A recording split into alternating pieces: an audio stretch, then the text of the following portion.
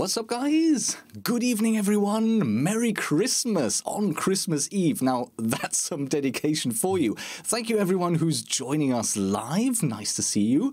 And yeah, with me as always, Prodigy Pete and Get Flanked. How's it going, guys? What's up? Doing good. Doing good. Ho, Merry ho, ho. Christmas. Merry Christmas, everyone. Yes, and Merry you Christmas. guys. Happy to be here. Everyone probably in Central Europe. I hope the baby Jesus has been generous to you, which to anyone else sounds quite foreign, but that's how we do things. Hope that's going well for you, Eddie. Let me tell you a little bit about what we're doing today. We've got some Siege news, a free holiday pack for everyone who managed to open the game. We'll talk about that. We've had some news about Pro League, when it will finally be starting, so we'll talk a little bit about that as well. And then we'll get into some discussion. We had quite a few great viewer questions last week that I've taken down. We'll go over those for a bit, and we'll also be talking about some other games. Insurgency Sandstorm, I know Flanked's been enjoying that quite a lot lately, yes. So we'll discuss that a bit.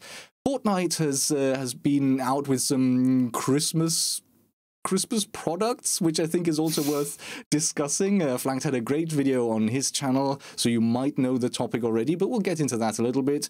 Far Cry was announced a couple of weeks back, but we've not really had a chance to talk about that yet, so we've got that and then the questions at the end. But yeah, before we look into any of that, thank you again, Ridge Wallet, for sponsoring. Those of you who've been with us for the past few episodes will already know the product. We've all three of us been using it quite a lot. Well, say for months now, really. Very happy with it. So basically, what is Ridge Wallet? It is a very modern, very slimline design wallet. Mine is in aluminium. Titanium is the one that Get Flanked has, and it also comes in carbon fiber, which is Pete's version. The best one. Really, really nice quality, modern design, but also modern in that they completely block RFID signals, so no one can swipe your details off of your cards. Really great stuff. So yeah, probably a little bit late for Christmas shopping, but if you're interested in treating yourself or anyone else for whatever occasion, do check out ridgewallet.com/hotbreach. That's ridgewallet.com/hotbreach, and then you can get 10% off and free worldwide shipping with the code HOTBREACH when you check out. So yeah, do check that. We probably just lost that sponsorship based upon me holding their product looking as ridiculous as I do right now. Oh, yeah. By the way, we should comment on the fact that, guys, we've all made a little bit of effort this week. We didn't even talk about it. I honestly, I was expecting to show up. Do you know what I mean? Like, by the way, my wife bought me this. Hang on, I need to show it off because she may be watching downstairs. That's awesome. That's really cool. You can never go wrong with a Star Wars Christmas sweater. I literally got this out of a cracker half an hour ago. So, well, you made the effort. Hey, there we go. Okay, well, my wife is a teacher. This is an actual sweater. Like, this is a teacher sweater. This isn't like you can buy like manufactured ugly sweaters. This is a legit sweater. It's like 8 sizes too small for me. It'll be stretched out horribly. She'll never be able to wear it again. That's hers, is it? Yeah, this is hers. God. Yes. And then these lights are from Disney World, I believe. I went down there for Christmas a couple years ago. Mate, I'm loving it. You just pick them up with a decoration on one of the. No. They sell them. I think they were at least $80 to $100 now. I think they were like $20 or something, which is still a lot, but pretty cool necklace. They have like 3 different modes here. Let me see. This is epilepsy mode, and then you cannot use those. Yeah, that's nuts. I'm loving it. I think you should wear that every week. Just like Mr. T on the Hot Breach podcast. This should be like my rage necklace for stream. Whenever I stream, if I rage, then I have to wear this for the rest of the stream. Yeah, great stuff. This will obviously be amazing for everyone who's listening to the audio version. So you're welcome. Right. You can only imagine the amazing things we're wearing. I'll leave that up to your imagination. If you follow the Hot Breach on podcast on Twitter, we'll put a picture of each of us on there. Yeah, so there you we guys can go. check out what we're looking at like there. Yeah, let's start off maybe by talking about this surprise holiday pack that dropped today that really no one knew about. Because I remember the first I saw of it actually was a tweet. Someone tweeted it at Bikini Body and me and maybe a couple of others, and it was him just sort of showing off this this holiday package in Siege. And the first reaction was like, well, this is fake. None of us have heard anything about this. It's definitely not a thing. But yeah, there you go. Dropped today, completely unannounced, is a Rainbow Six Siege holiday pack that you can get within game if you log in between now, the 24th of December, and Tuesday, the 1st of January. So basically next Tuesday, anyone who connects to Rainbow Six Siege will get one holiday pack, which will give you a DLC operator from year 1, 2, or 3 that you don't own yet.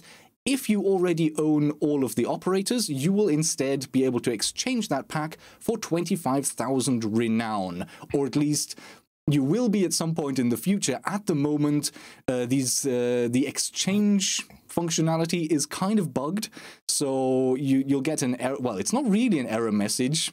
It's a weird message that tells you you've exchanged 0 packs for 0 renown, and you keep your pack.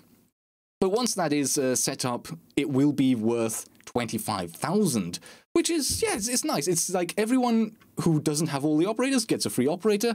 Anyone who has all of them will get 25k renown instead. Yeah, absolutely. It was a bit of a, excuse me, it was a bit of a surprise, wasn't it? But yeah, that's really good. And I like the fact that, you know, if you do have all the operators, that you get that 25k renown, so you can basically treat yourself to a skin for your favorite operator, a uniform, something like that. You know, would 25k renown cover that? Should do, shouldn't it? Yeah. Yeah, it should do. Yeah.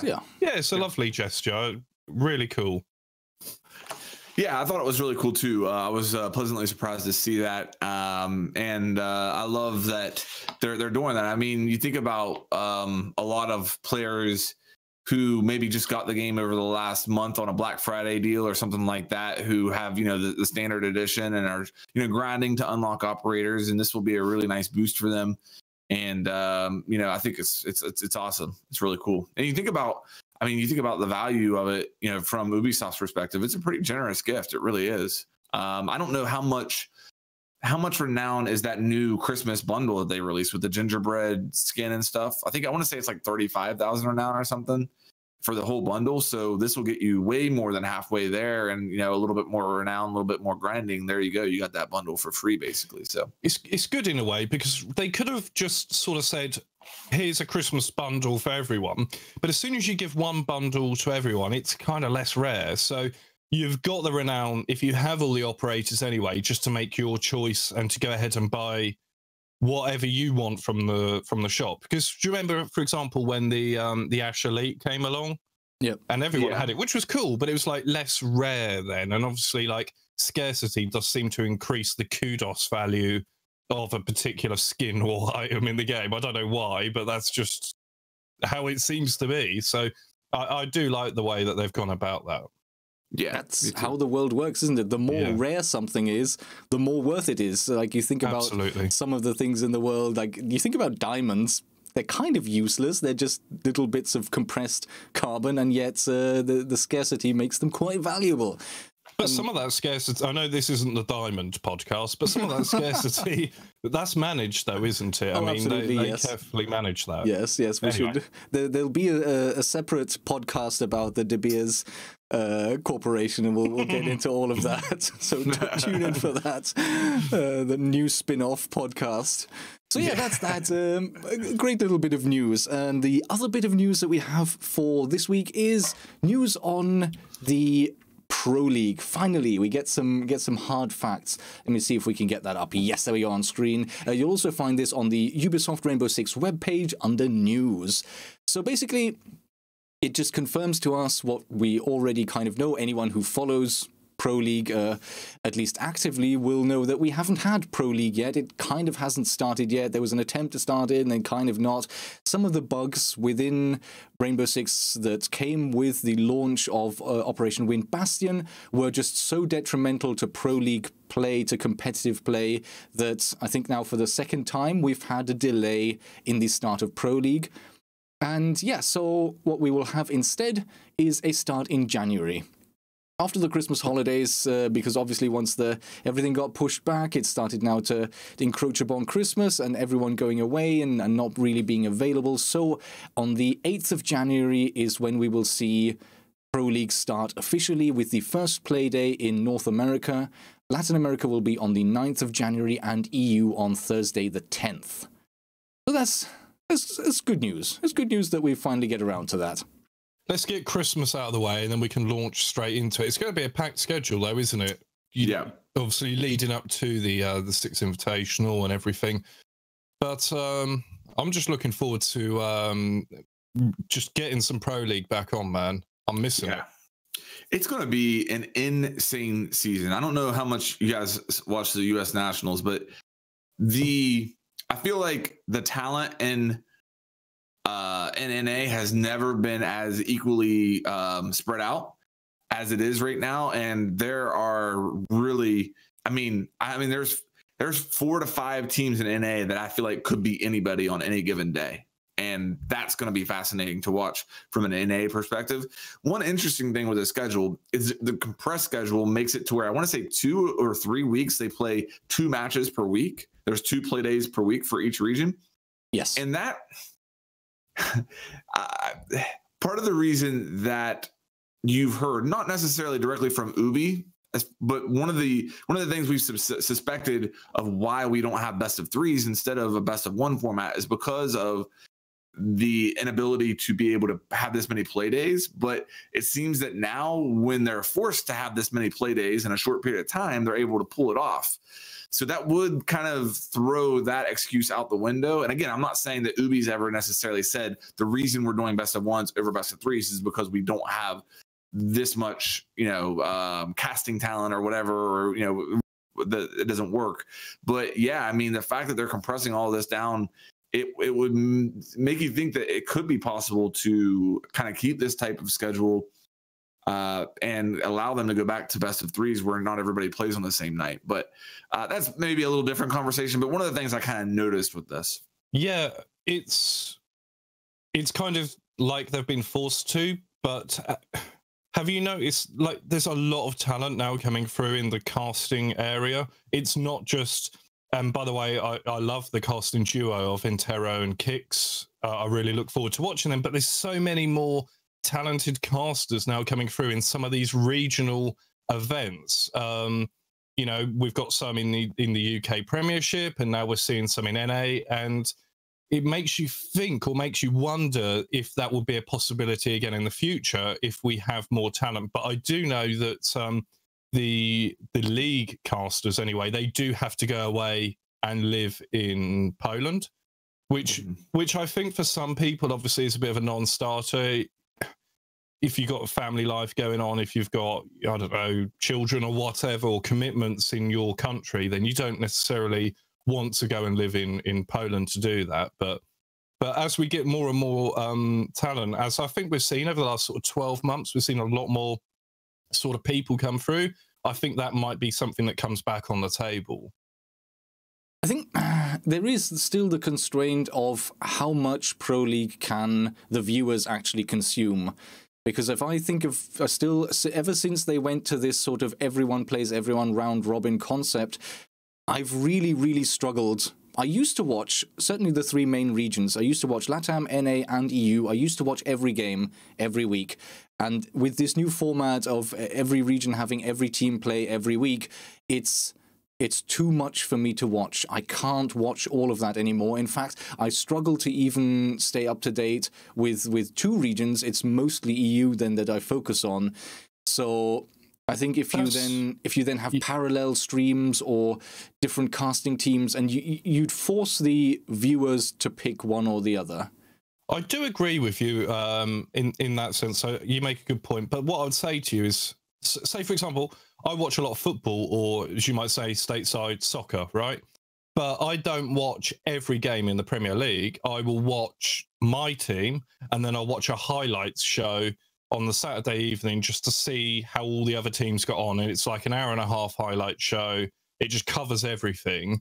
But then I will just watch the team that I want to watch live. And like Rogue, you might say, right, I really want to watch EG, or I really want to watch G2, or whoever, and you will catch that game. But I think we got to a point now where, especially with the growth of APAC, you know, and all the different regions, I don't think you could hope to watch all of the different Pro League games and live a full life, basically. No, it's a full-time job. It's a full-time job watching Pro League games, man. Already.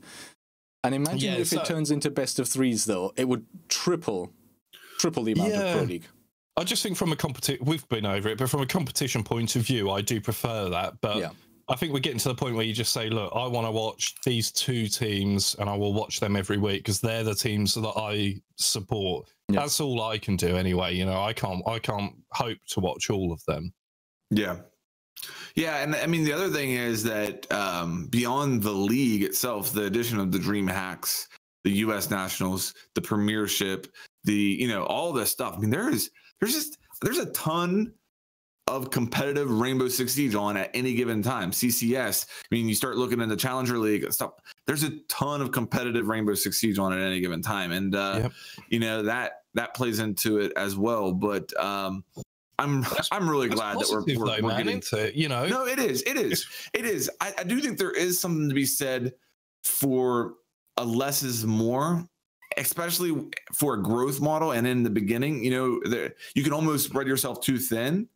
And I don't necessarily think that's the case with Rainbow as far as competitive goes, but I do think that if you look at football in the United States, the NFL and that stuff, it used to be that the NFL was only on Sundays and Mondays, and then they snuck in Thursday, and now it's like, I swear, man, it seems like there's NFL games on almost every single day of the week.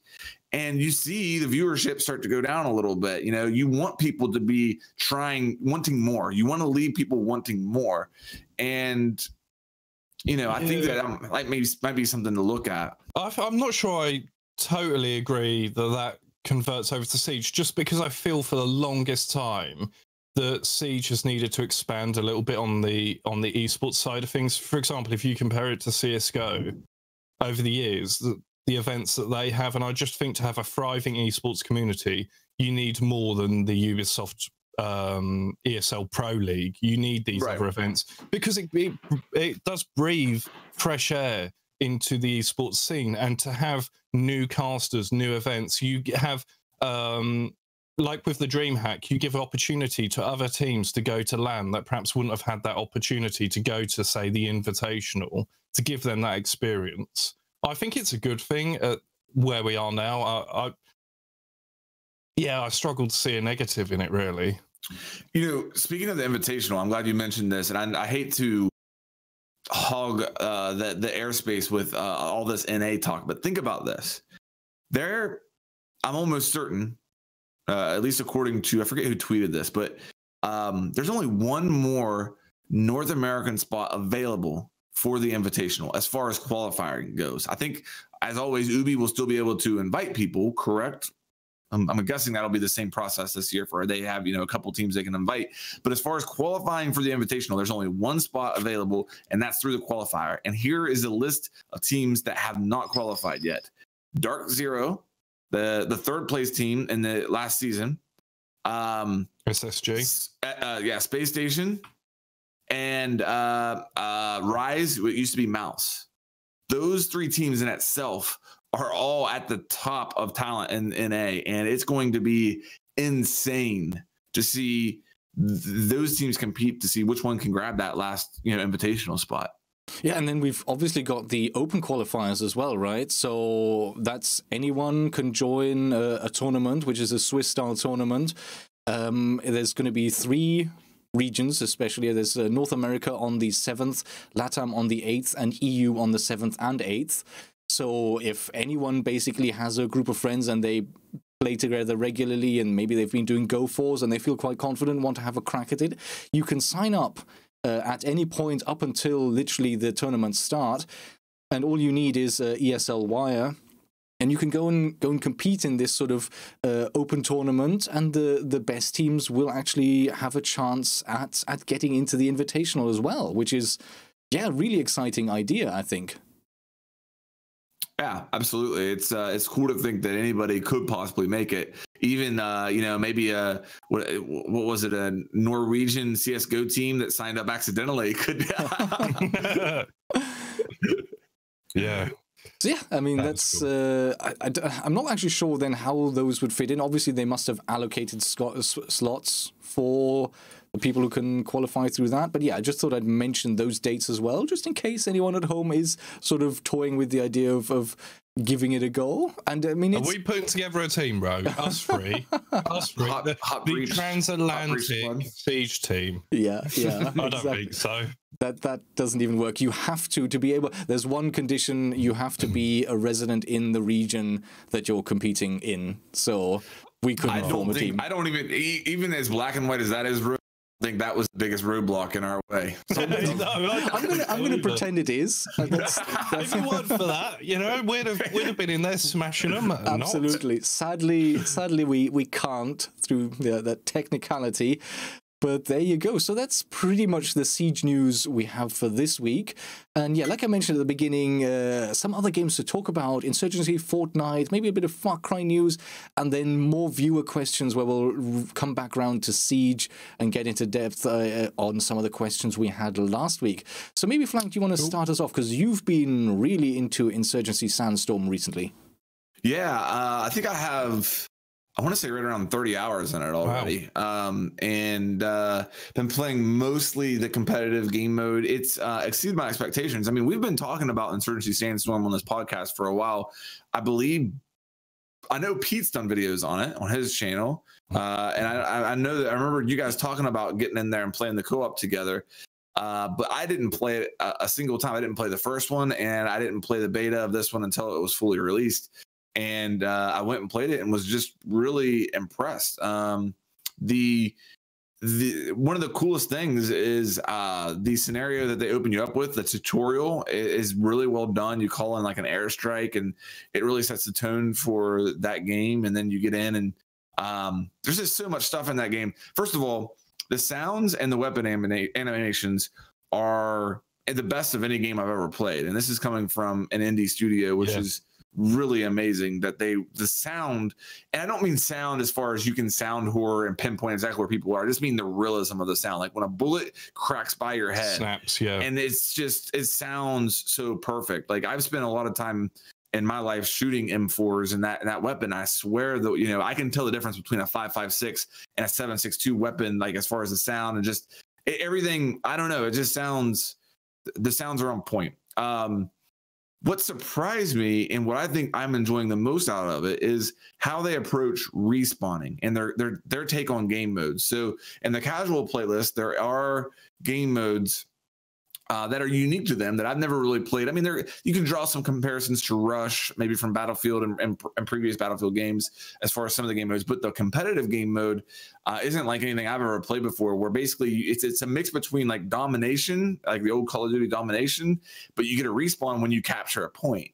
And it creates a lot of avenues for winning. It's 5v5. It makes it really fun to play as a team because you might be the last person alive and all your team's counting on you to capture a point in order to allow them to respawn and come in and get their revenge on the guy who just killed them. I'm really impressed with the game. I think it's a game that I'm going to continue to play. I think it's got a good foundation. I think it's not perfect. It needs to address some things. There's an issue in the game right now where, to me, and I'm seeing other people complain about the same thing, I feel like there's a lot of times where I die and it doesn't look like the person who killed me was looking at me. Battle Nonsense hasn't tested the netcode yet. I'm really hoping that isn't a netcode issue. I'm really hoping that the netcode's good in the game, because with the quick time to kill, if the netcode's not good, if we find out they're playing on 30 hertz servers, I just don't know how I can take it seriously, because it's literally like blink an eye, you're dead. What I'm hoping it is, you guys remember in Siege, whenever they used to have the mantle problem, like people would jump out a window and they would kill you. And from you watching that, it never looked like they were looking at you. I'm hoping it's that. I'm hoping it's something along those lines, like a visual desync and not actually any type of latency. Dude, they used to have this thing in Battlefield where it was even worse than that. And I'm thinking like Battlefield 3 here. So we're going back a few years. They used to have this issue when someone vaulted, it did this animation. but you were invulnerable. So you're shooting at this person and they are invulnerable, and it's like, what the hell? Yeah. You know, because by that time you've revealed your position, you know. I'm not sure if they fixed that or not, but that's not a thing anymore. No. Yeah. Jeez. I suppose, when was Battlefield 3 released? 2011? God, you know, What? so it is a while back. But on the topic of Insurgency Sandstorm, I did watch your video, Flanked. I thought it was a really good video, like all of your videos. Right. I really enjoyed your take on it. Because there was this bit in your video where you just let it play out and you switched it to live comm, and it was like you were in this situation where you were the last man alive, and it was, do I actually confront the two enemies, or do I go and capture a flag and give my team a chance to spawn in? And it's putting that sort of power in the player's hands to decide how it plays out. That sort of decision making, you know, that you don't see in a lot of games, because in, say, Battlefield or Call of Duty, and they're fine games, absolutely. They play very well, they're very enjoyable, but kind of doesn't mean anything when you die. But in Insurgency, it means, it's like Siege, it just means everything. And that's why I've made videos covering this game, because I really do think that my audience that play Rainbow Six Siege will enjoy that. But obviously I take into account the fact that much of my audience will be on console, and the game isn't on console yet. It's coming to console this year. I'm very, you know, thankful it is, because it's very hard to cover a game on YouTube when so much of your audience isn't able to play it. Like, for example, if I did Armor videos, and I know so many of my audience just play on console, I know it wouldn't do well. So I'm glad it is coming to console. And I think when it does come, my audience and your audiences that play Siege will probably appreciate it, you know?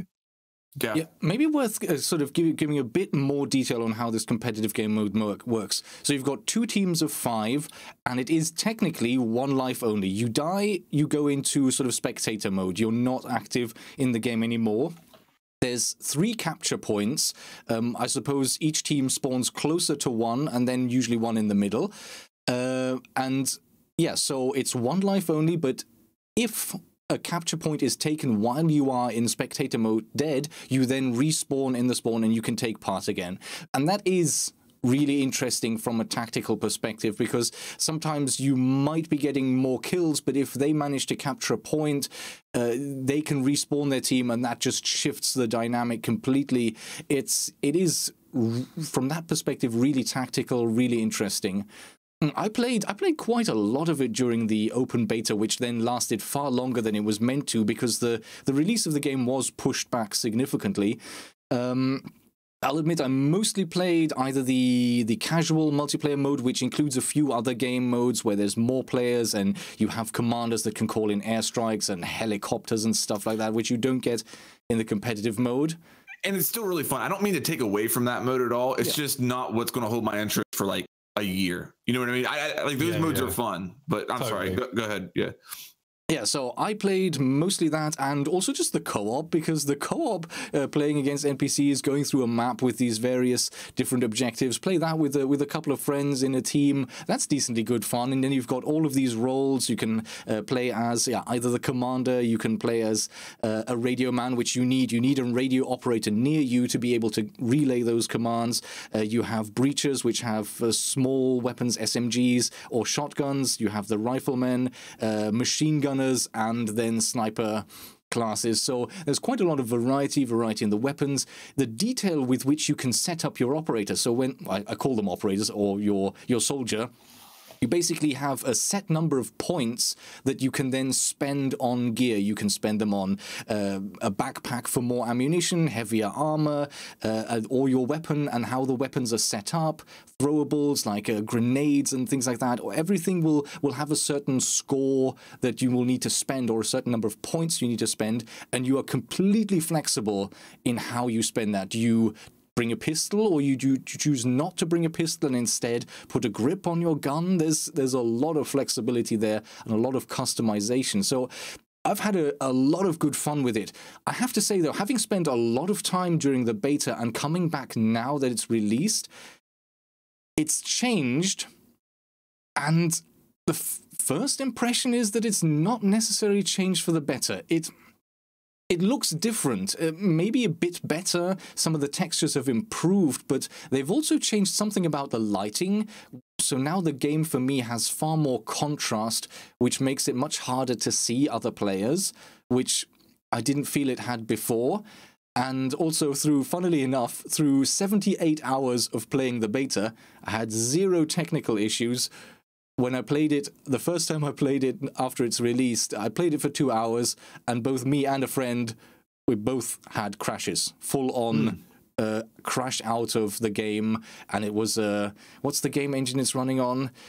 Unreal. Yes, it was an Unreal error. The whole engine just conked out. So... I think, yeah, there's still a little bit of ironing out to do. Yeah, like I hadn't had a crash until it was released, which is weird. But there was an update today, so they are definitely still actively working on it. And yeah, fair enough. And I think it's certainly an interesting concept. Another update today?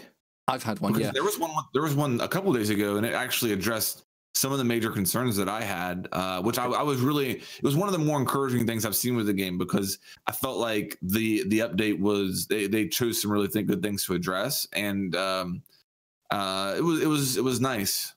Yeah, but I didn't know there was one today. So I opened Steam today and it did an update. It may have been the one from 2 days ago. I don't think I've logged in since then, so it could be the same one, quite frankly. Yeah, I haven't played the game in a while, and it let's face it, I'm not making excuses for them, but it isn't acceptable if you get crashes and all of that kind of thing. It's obviously not. You've paid for a product, you expect it to work, but I feel as though I'm willing to give them a bit of leeway just because they're an indie developer and they've come up with, they've done so well, and you and I have both enjoyed the early access release up until now. I must admit I haven't played it in a little while, but I've been meaning to. I'm probably going to try and play it with some of my viewers on Discord at some point. But yeah, I mean, I'm willing to give them a little bit of leeway on some of that stuff, because it is such a small sort of studio working on it. And everybody likes an underdog too. That's kind of part of it with me. Like, I didn't want to say that in my video because people think, oh, well, you're just saying that you like it because you're rooting for the underdog. That's not it. But there is a part of me that's like, I'd love to see these guys who are chasing their dream and working on a game that they want to make succeed. You wouldn't root for an underdog if it was a crap game. The point is, it's a good game with some issues. Yeah. That's the basis of it. It's an enjoyable game, but let's face it, it is a small independent studio. Yeah, and one of the things I did mention in my video was comparing it to the Battalion 1944, which you did, kind of different trajectories. Like that, part of the problem with that Battalion 1944 game was it started as a Kickstarter, so you got a lot of people who got some really unreasonable expectations for that game from the get-go, and they didn't present it in the best way, in my opinion. And then they released it in early access with the backing of Squaresoft, by the way. And I don't think Insurgency has that. Like, Insurgency Sandstorm doesn't have a Squaresoft behind them, as far as I know. But they released it in early access, and it just didn't work. Like, on so many different levels, the game did not work well. It didn't run well. It crashed constantly. It wasn't a good experience. And now that game's dead. I mean, they're saying they're still going to fully release it. Again, that's a game that was said to be released on console down the road. If it makes it to console, I will be absolutely shocked. Will you eat your Christmas hat if it comes to console? Yeah, I'll do that. If Battalion 1944 comes to console, I'll eat this. It is a different sort of thing, a kettle of fish, because it was fan funded. So you are bound to feel some ownership towards a game that you've invested money in before it's even come out. And if you feel you were promised X and you didn't get that, the authentic experience as it was advertised. But I think in one of our earlier, really early Hot Breach podcasts, we went quite in depth into that, didn't we? We talked about Battalion before on here. I know that. Yeah. But no, I don't think this is a battalion. Like this game, I've never had it crash. Now, granted, I do have good equipment and I get anywhere between like 120, 160 frames. So there are some people who are complaining about performance, and obviously you guys have had experiences with it crashing, but for me, everything's been pretty good. Yeah. In my comment section, I've had Transraging Catgirl mention that part of the original Sandstorm was also quite a vibrant modding scene with the Steam Workshop, which isn't at all in Sandstorm at this point. I wasn't even aware that would be part of it. So yeah, obviously once modding gets into it, that could be really interesting for sure. Yeah, that would be cool if they. Yeah, and also, you know, I'm pretty sure that they've said any expansion that there is in the future will be free for everyone. I think the only thing that they'll, you know, charge you for is probably, you know, skins and stuff like that, which is perfectly reasonable, you know, cosmetics for a small studio to do that.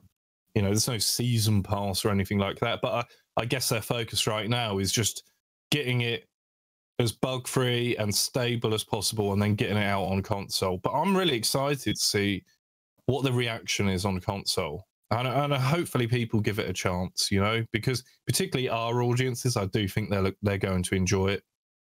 And I mean, all fairness to them, the game was meant to come out much earlier and they just pushed it back when it needed to. And luckily for me, they kept the beta, with the pre-release beta, open all the way until launch. So I've literally played quite a lot of it already pre-launch. So yeah. Definitely promising looking, and like you've both mentioned, very competitive and maybe interesting for those people who are into those competitive style of games like we have in Siege. So maybe let's talk about the next topic a little bit. Fortnite and how they've been selling their bundle, their most recent bundle. Because maybe Flank, give us a bit of an intro for those who haven't seen your video yet on this. Well, basically, Fortnite is selling a cosmetic bundle, nothing more. And they're selling it at Walmart, and they're selling it in a game packaging. So when you buy a PlayStation 4 game, you all know the iconic case that it comes in. If you buy a physical copy, Xbox is the same thing, you know. So at Walmart right now, there is Fortnite mixed in with NBA 2K, with Fallout 76, all those games. Then you got a Fortnite cosmetic bundle packaged the exact same way, mixed in with them for $30.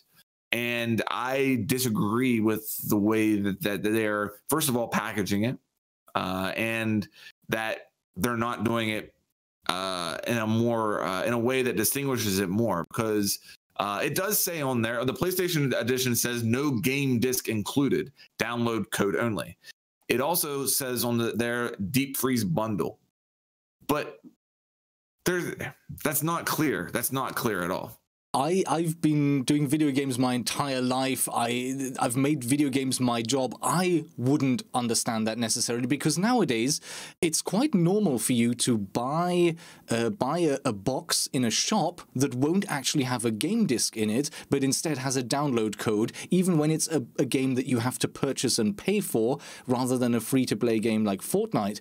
So I think that can cause confusion for anyone, not just some parent who's maybe a bit disconnected, who might not quite understand that. This is so confusing, it could catch out anyone. And I've already heard people respond to my video saying, I work at GameStop and I have to explain to people every day that this isn't a game. I think what this is preying on is the person, the grandma, the mom who goes to Walmart and is saying, I'm looking for a gift for, you know, for my son or daughter, and I know that they like Fortnite. Hey, there's Fortnite. And like, that's not cool. Like, in so many different levels, that's not, because number one, instead of that kid getting a new game that they could spend hundreds of hours on, they're getting a cosmetic bundle, and they may even be happy about that. And that brings us into a whole new level of discussion, in my opinion, but we'll save that one for down the road. I just don't like the fact that, you know, if I'm a kid and I'm unwrapping my presents on Christmas and I see that PlayStation box, my excitement is just going to go through the roof. And then all of a sudden I open it up and I'm like, oh, it's a outfit for a game that I already own. Okay. You know, that's kind of, I just hate bad, that. isn't it? It's so bad to package it like that, because when you can go in your local store, at least in the UK, you can go in your store in our local sort of supermarket, you can get a card, and it would be an Amazon card, a PlayStation card, an Xbox card, you name it. You can get them, and you can tell immediately it's like a little bit of cardboard with the plastic, and it's a card. You know instantly what it is. But to package it in a game case like that is so manipulative. It's totally intentional. Behind there is some Machiavellian sort of tactic going on in the marketing team of Fortnite, and they absolutely know what they're doing. And I take on board what you say, Rogue, but I do feel that this is like for grandma going out and auntie whatever going out, and they're like, what do I get little Johnny? Well, he loves Fortnite. What's this? Is it it's the best-selling game at the moment? And I think that's what's going on, and I think it's kind of nasty that they've gone down that road, because Fortnite is doing so well, they don't need to do that.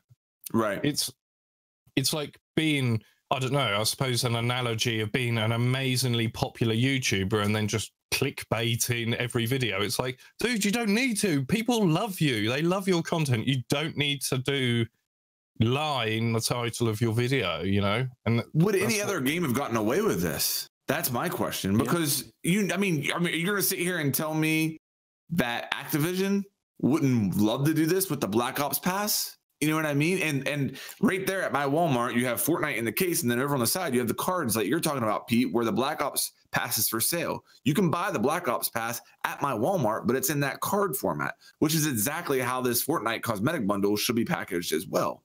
That's much more clear. Grandma isn't going to go up to that card and instantly think, oh, that's a video game.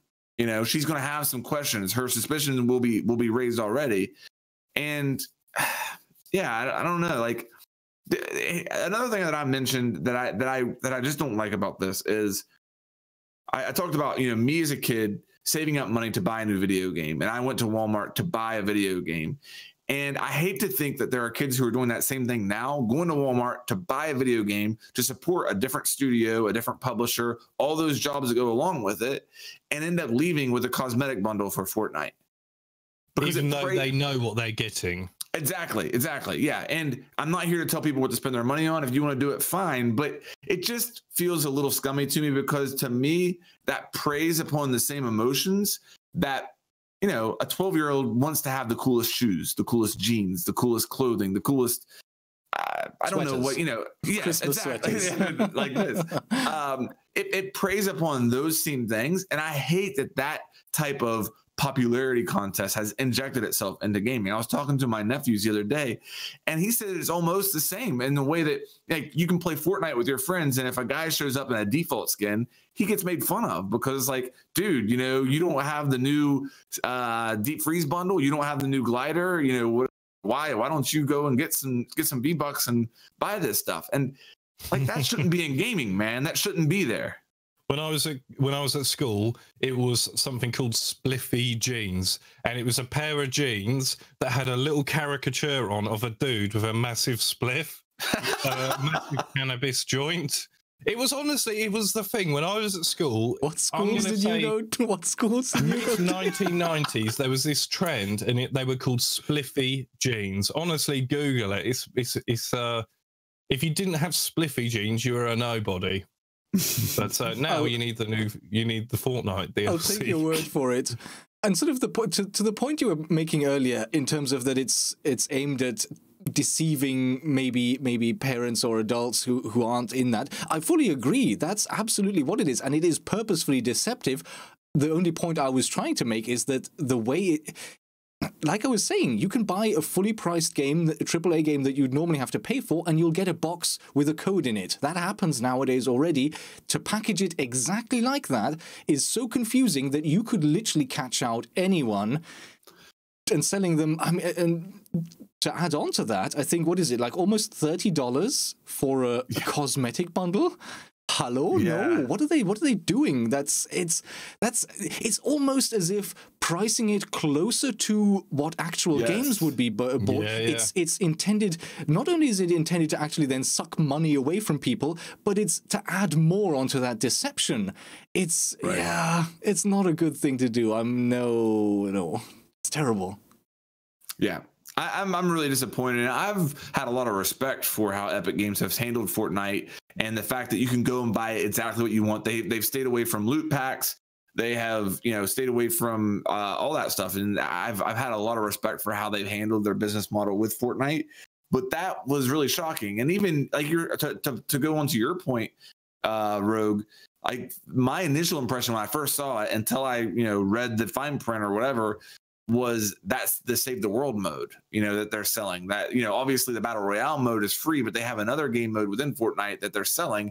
And I thought that's what it was, clearly, and was shocked to find out that it's just a cosmetic bundle. And I've just had a comment on YouTube. Kobe says big companies love wasting plastic, and he said something else which I won't say. But honestly, like, he's actually got a point with that comment, because it is just it is crap for the environment. It is total waste of plastic. To put it in a game case is ridiculous. I absolutely agree with that comment. Perhaps not the second part of your comment, Kobe, but that part. It's downloadable content that they're placing alongside physical games in shops.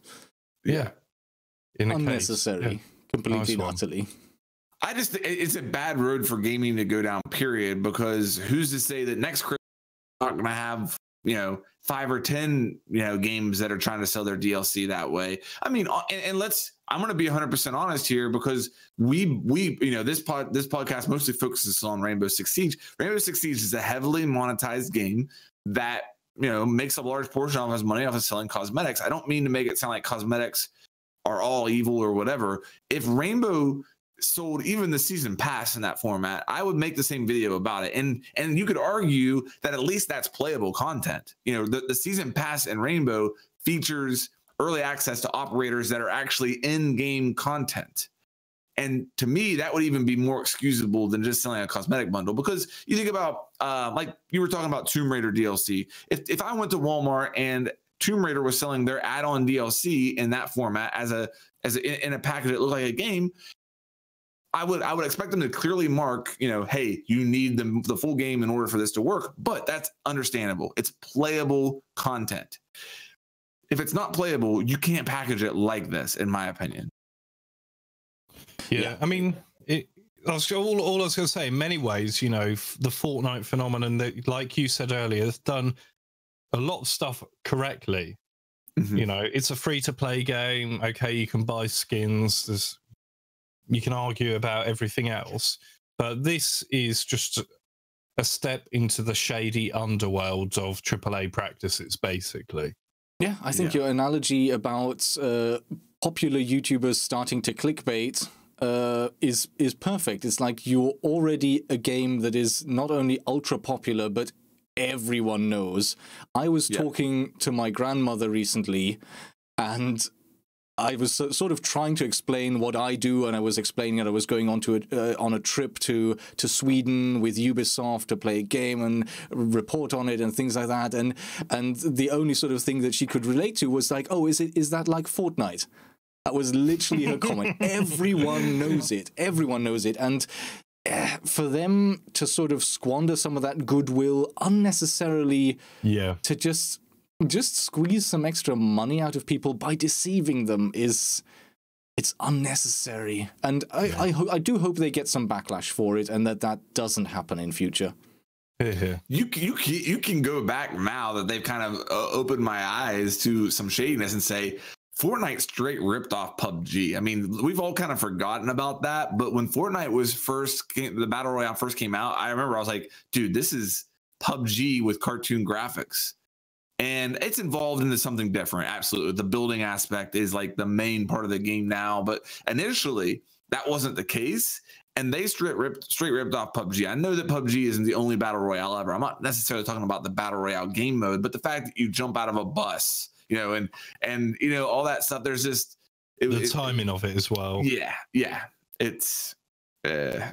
But anyway, I hope this isn't a trend that continues for gaming, because I don't think that it ends well. I really don't. Maybe they get away with it, not rightfully, but maybe they thought they could get away with it because they're a free-to-play game. Whereas, say, if COD did that. Right. That being said, it's still not acceptable. Well, here's what's funny, because I found out this later. The Xbox version, it comes with a disc that has the Battle Royale game mode on it. That's necessary, isn't it? Yeah. So you buy the Xbox version, actually has a disc in it that I guess has the Battle Royale game mode on it. And you're gonna insert that disc, I guess, and install it, and then download the 50 gig update that Fortnite's gonna require to actually be played on that system. I mean, in all fairness, and I've had a comment here in the chat, back in the days when internet was still relatively new, that's how DLC was sold. You'd buy an extra disc for your game. So it's not that. Oh, come off it though. We know what Fortnite are up to. No, absolutely. I mean, and I think even back in sort of 2012 on the PlayStation 3 store, I bought DLC for Battlefield 3. Fortnite bloody well know what they're doing. It's Christmas. They've put that out there for the panic buy for little Johnny, and just to earn an extra few quid. And like Flank said, that could be a different game that little Johnny could go and play rather than a skin in Fortnite or whatever it is. And it's a bit of a shame that they've gone down that way. Yeah, as I was saying it, that's how you used to buy DLC as discs. It sort of like clicked. It's like, okay, but there was a disc. There was an actual disc rather than here's an empty box with a code in for something that you download online. So they could just put a coaster in there, right? Here's a coaster for your Mountain Dew while you're playing Fortnite.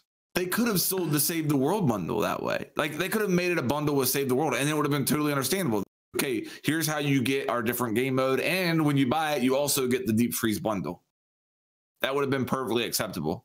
But this is just, whatever. Yeah. So, very soon, there's a new Far Cry coming already. Yeah. Basically, 1 year on from the last one. It's not Far Cry 6. It is, in fact, Far Cry New Dawn.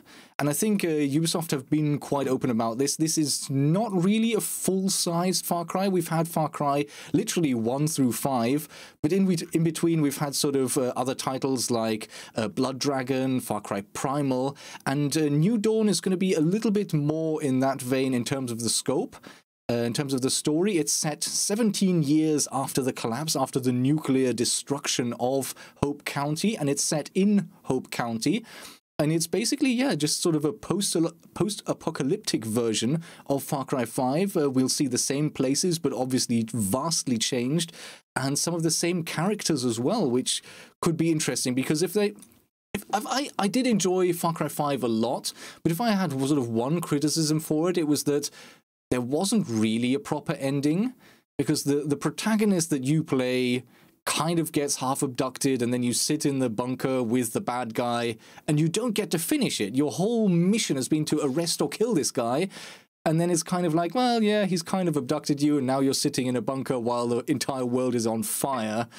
It had I almost say a weak ending. I think what maybe more accurate is it didn't really have a proper ending, and to see it sort of continued in this way, it doesn't make it okay, but it at least explains how we didn't have a rounded ending on the first one, and how we see a continuation essentially of that story.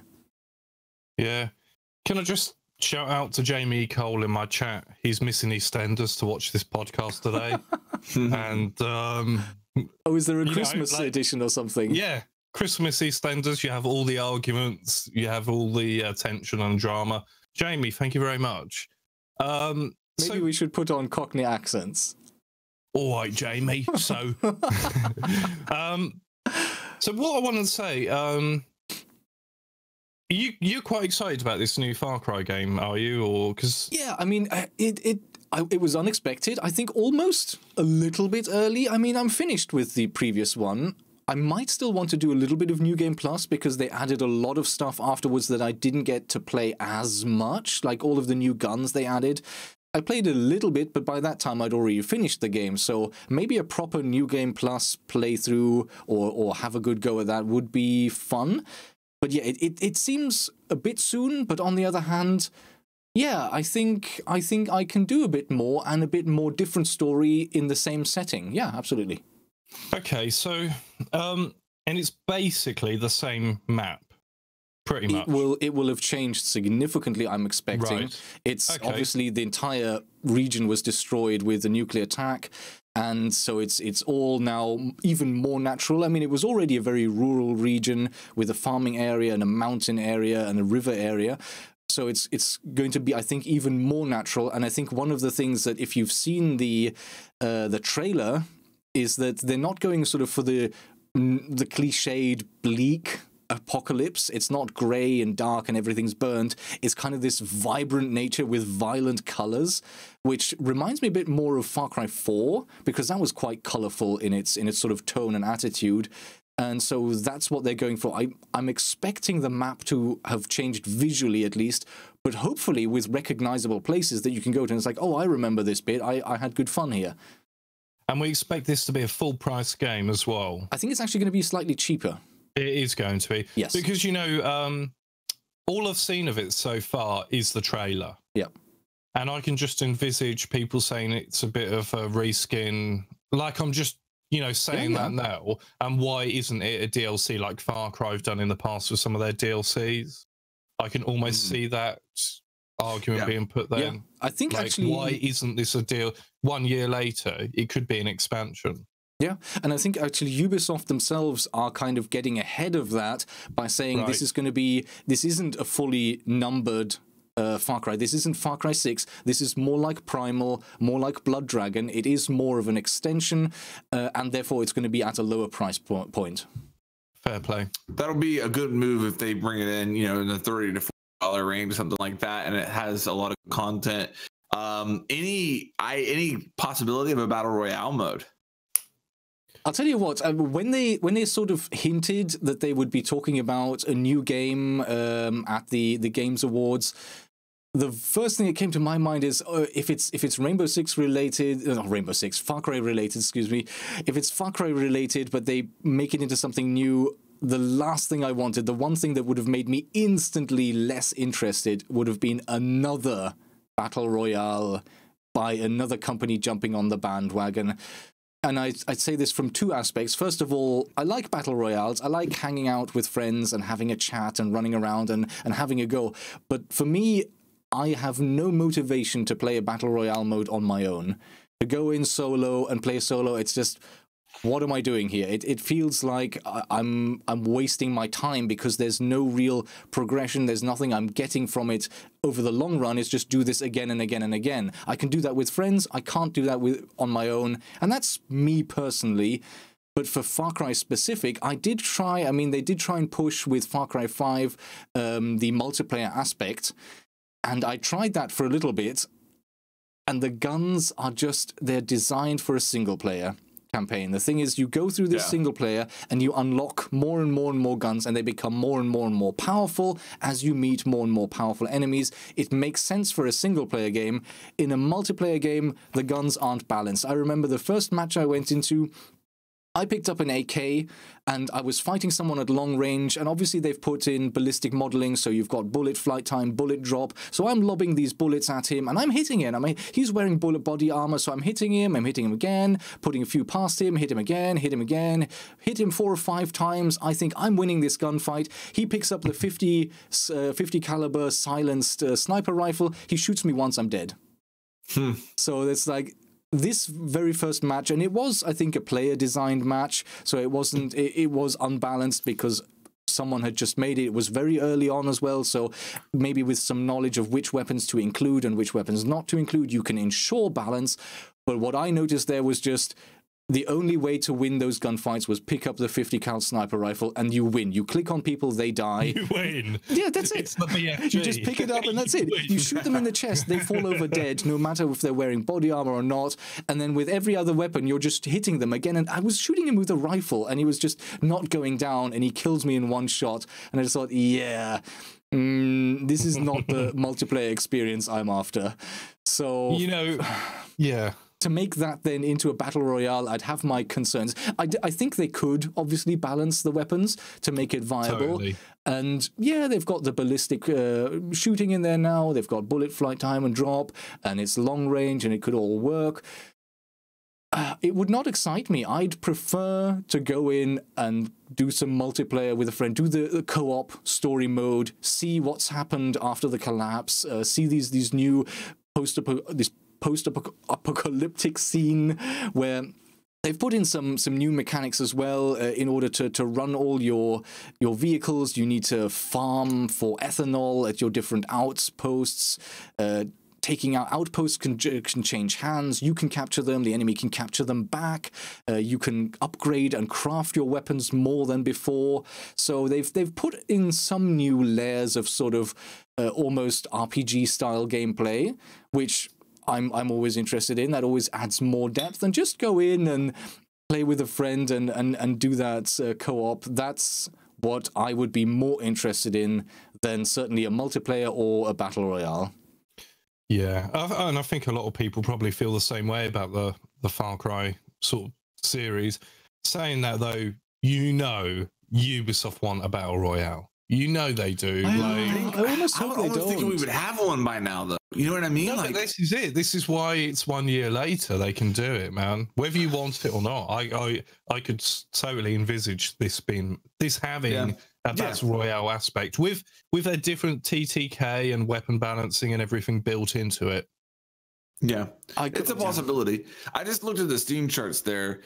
Far Cry 5 peaked at like 92,000 players concurrent on Steam alone, and there's still, I think, the 24-hour peak was right around 7,000 or 8,000 that were logging on to Far Cry 5 to play on Steam alone every day. That's pretty significant when you think about the fact that a large portion of that player base is going to be on console, and also on Uplay Direct, you know, and not even be playing it through Steam.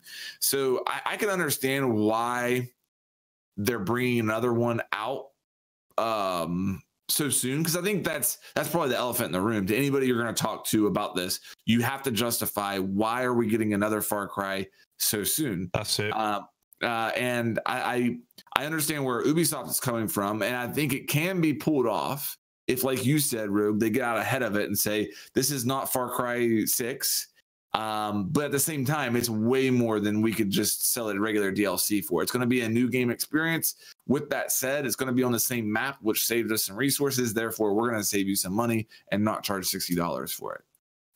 I like the idea like that, it could be of sort of a future version of the same map. I think it like you mentioned, it achieves two goals. It has the fact that it's easier to develop. It's already there. They have to visually change it a bit, change it around. But at the same time, I think it's also quite fascinating to then go back to a map 17 years later after a nuclear attack and just sort of see those areas that you will still remember. So it actually, even though it's possibly a shortcut in terms of development, I think it's also actually for the player experience an interesting thing. It's like, oh, I remember this part and that part, and this is slightly different. I kind of still like that, even though it is a shortcut. That's me. Yeah. As long as it's sort of priced appropriately, I guess, it's a win for everyone. You and I spoke about this sort of off stream before. People have sort of bombarded the Ghost Recon Twitter account and the community managers there with wishes for it to have a battle royale. So the Ubisoft team know, like, people want to see that, but would that come in? Do you think that would come? I know you wouldn't welcome it or you wouldn't play it, but do you think that is going to be like the Trojan horse with this? Well, game? It might be. I mean, I'm saying for me personally, battle royales aren't like You something love that they just don't excite me. Certainly not when I'm playing on my own. Playing in a group, yeah, I'll enjoy them, but that's about it. That's about as much as I get out of them. So for me personally, probably not, but I do acknowledge that Battle Royale is a super duper hot topic. Even now, years after it kind of had its upsurge with PUBG, it's still a game mode that so many people want to play. And I could fully understand Ubisoft going in a direction, either trying to take Ghost Recon Wildlands in that direction and having that open world third person, or using basically Far Cry as that. If they can pull it off technically, I'm sure they would want to, and I guess a lot of people might then also be interested in that. It's just it's another battle royale that's maybe pretty good, and if it's in a franchise you enjoy playing with sort of gunplay you enjoy, there's that. So yeah, I'm not taking away from anyone who might be interested in that. It's just not what grabs my attention. Right. No, I get you there. I do think it's strange that Ubisoft doesn't have a battle royale. When you look, EA will have one. Counter-Strike, as I'm reminded in my Counter-Strike. What is that move, by the way? Have you guys followed? It actually looks good. It actually looks quite decent. I saw a Jack Frack it's 18 video people. on it. It's 18 people. You know what I mean? Oh, is it? Okay. Yeah, can you call that battle royale? Like, I part of me respects them for not trying to do something that, because it does still remain kind of keep that Counter-Strike identity. I don't know. It's just weird. Come off so it. they went. What? They went free to play. 18 people battle royale. I know. Ground War and Call of Duties were 9 versus 9, I believe. But anyway, I played it like once and I was like, not for me. But they also made the game free to play, which is interesting. We've talked about, and they've had some. It hasn't worked out well for them. I mean, maybe it's worked out well as far as numbers, as far as Twitch numbers, but there's been a lot of backlash. It got review bombed on Steam. Yeah. A lot of the stuff that we've talked about when asking should Siege go free to play, we've gotten to see how it's played out. Yeah. You did a poll on that. How did that? What was the result? Can I just ask, Flank? What were the results of your poll? It was very one-sided. I did the old like for no and dislike for yes, and I should have switched the two around. You dropped a cog there, man. Yeah. Lessons for 2019. That messed up my like to dislike ratio for a while. The next 28 days, looking into analytics were a little bit weird, but overwhelmingly, the Siege community has said, do not make this game free to play. But I want to say Counter-Strike was, what, $15 before that? Which, by the way, Siege right now, Complete Edition, is $39. Like, I understand not going, that's crazy cheap. In that Fortnite video, they're selling the actual game of Siege at Walmart right now, the full edition, standard edition, for $15. It was $15 at Walmart. So, yeah, I don't know. I get where people are coming from, not making it free to play, but I don't know. I can see why people don't want that, and it might not be a good thing for Siege. I've always been kind of a person who wanted it to happen, but I see now that it probably wouldn't be a good thing. Absolutely. And circling back to Siege, like I mentioned at the beginning, we did have quite a few questions last week that we didn't manage to get to. I took down some of those. So let's maybe have a look at those. Kirumaha mentioned, for ranked, it takes about 11 hours to achieve diamond rank. And is that maybe an issue? Because you go into a season, you sit down for maybe 11 hours. I'm not sure where that number came from, if that's personal experience or if that's something that players experience in general. But yeah, that's sort of the roundabout figure that he's quoting. And that, when you're done with that, where is there to go? Because diamond is the highest rank. And is that a problem? Well, first of all, you guys say that the vast majority of people are not going to hit diamond in 11 hours. I'm not saying that he didn't or that he hasn't. I know that people have done things like that. There's a story about a person who hit diamond without firing a single bullet. So his team just carried him there, which is another interesting topic that kind of goes along with this. But yeah, that's a problem.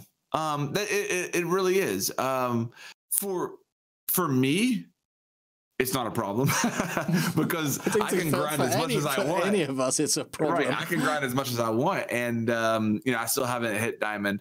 But for some people, yes, there should be, for the top echelon of players, there should be something that requires more of a grind to hit that top tier. And I don't know, because if they make it more difficult for them, they're making it more difficult for me. And I've already stated it doesn't need to be more difficult for me. So I don't know how you do that. Do you create another level, like a grandmaster level above diamond?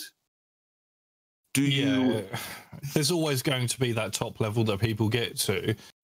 I think this actually harks back to a conversation we had last week about, mid-season reinforcements. And I know that this isn't related to his experience in ranked and getting there so quickly, but it's just about keeping people interested and giving them content to keep them playing the game, giving them, because Rainbow Six Siege as a live service is a bit kind of experimental in a way, and a lot of games are now kind of following it on. Battlefield 5, they're going down that model of not doing the season pass.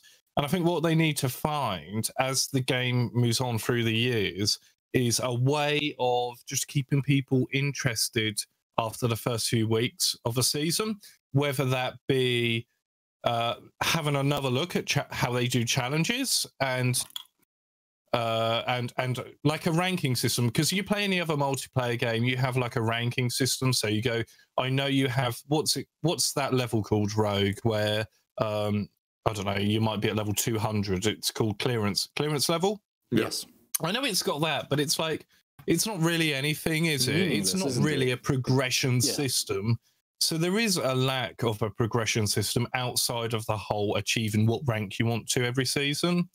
And I think if there was just maybe a little bit more, someone a bit cleverer than me could do something a bit more with the challenges and with more content mid-season. Perhaps that would be enough to just keep people interested in playing the game. Yeah. I fully agree with that. I think the question of whether or not it's a good thing to be able to achieve diamond rank or your highest rank pretty quickly, I think you have to split that into sort of two, when it's the aspects that we have in terms of the ranks of grinding towards ever higher ranks. Yeah, you want that to be a goal for your entire season, not something you can literally do in a day. Yes, fully agreed. But on the other hand, rank is your matchmaking. That's how you get matched to players of equal skill level or equal winning capability.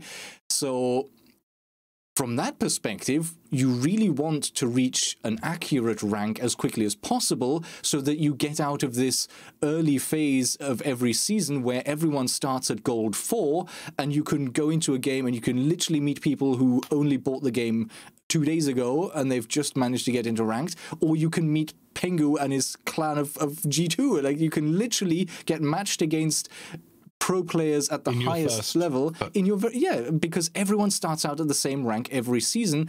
And really, from a matchmaking purpose, in order to give everyone enjoyable games, because you don't enjoy getting smashed. And on the other hand, there's only so many games where you completely dominate the other team that you can really play before getting bored of that. So it's in the interest of everyone to have good matchmaking. And from that perspective, you do want to achieve your rank, your accurate rank, as quickly as possible. Would your advice, Rogue, would it be for people that know that they usually fall a little bit below, say, gold 4 or around gold, would it be to wait out the first few weeks of a season before going into ranked? Would it wait a couple of weeks for the diamonds and the plats and the high golds to have gone up on the MMR and then go in and do your 10 matches? Because it seems to me there is a risk if you go in as someone who knows that you usually fall around low gold or silver or lower.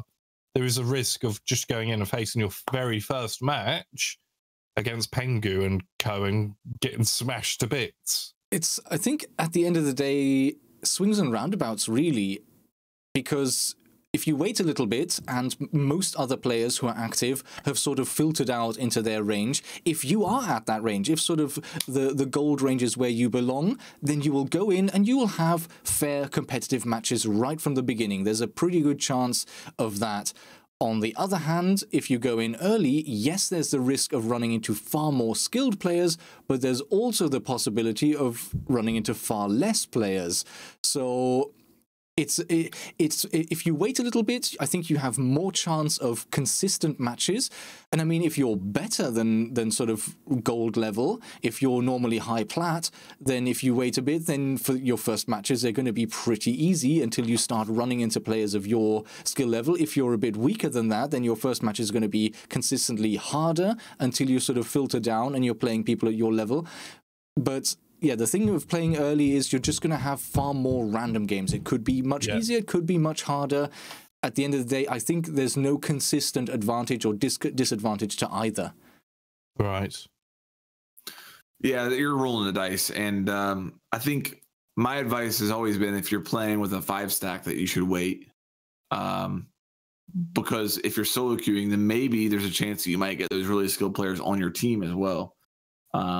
So that kind of, plays into it. And the other thing is, it's just the reason that there is that silver 4, gold 1 hell is because that's where people start as far as MMR at the beginning of the ranked season, before they play their placement matches. So you see a player who may eventually work their way up to platinum every single season. They'll spend a good bit of time in that silver 4, gold 1 area playing their placement matches. And when people change regions, they're going to be going through that. When people smurf, they're going to be going through that area. And so when you're playing as a silver 4, no matter what point of the season it is, you are going to constantly be running into at least a portion of the people who actually play at different levels, just because that's where people land when they start their placement matches. Yeah. If you'd ask me sort of for how I would want to see it, I'm a bit unfair there, because I would have a criticism without really being able to offer a proper solution to it.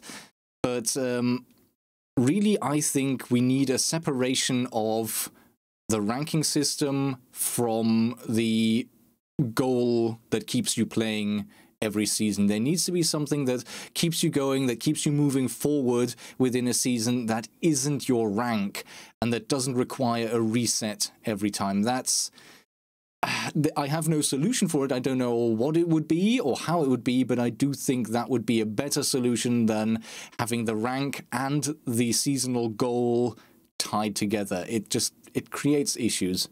Like a different MMR at the beginning of the new season. You start without your rank, but maybe because you were diamond last season, it doesn't put you down at gold 4. So maybe like there's a different pairing from the beginning. Could that work? I mean, if you are matched against players of your skill level right from the beginning, yes, you're having much better experience in terms of the game. And of course, people who are at a lower skill level, who are still newer, who don't play as often, they're going to have a much better experience not playing against people like you who are basically at the wrong level. But then how do you gain the points to actually then get your diamond for that season if you go in and you're playing other diamonds from day one? How do you gain the score? It would have to be a system that isn't the matchmaking points. True skill or whatever your video covered it really well. It did. I had a question by Keegan Mossick, and I want to ask it because it does follow on from what we're talking about.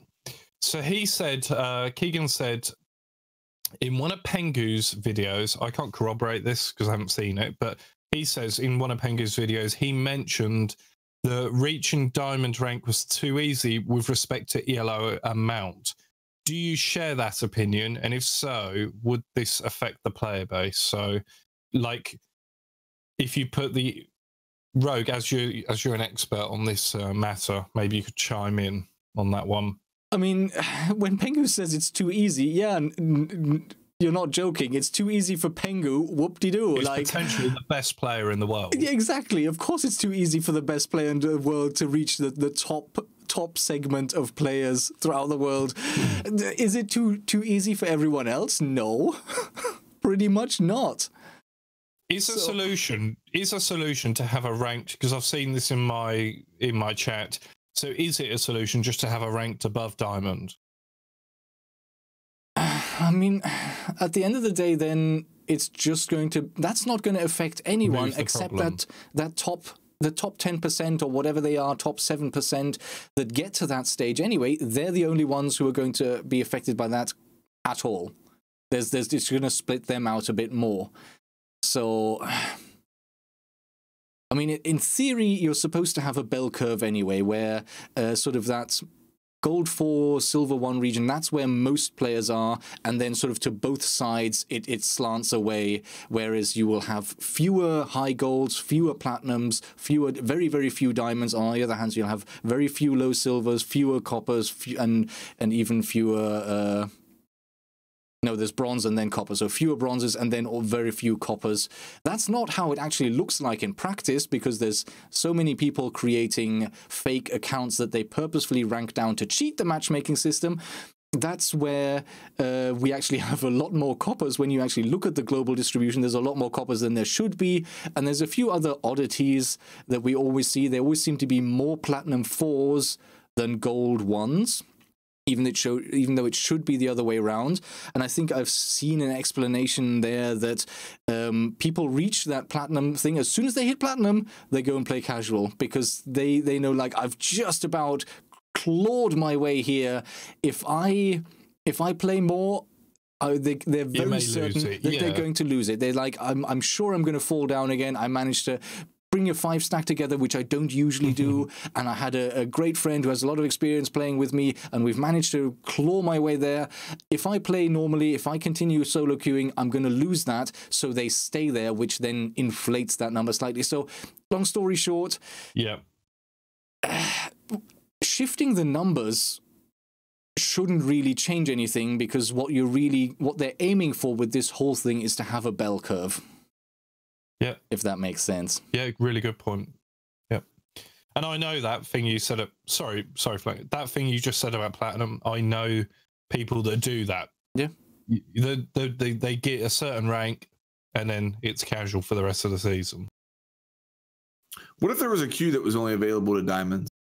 So once you hit diamond, you could enter another queue where you would be guaranteed to play with and against other diamonds. And, maybe you institute another ranking system in there that would,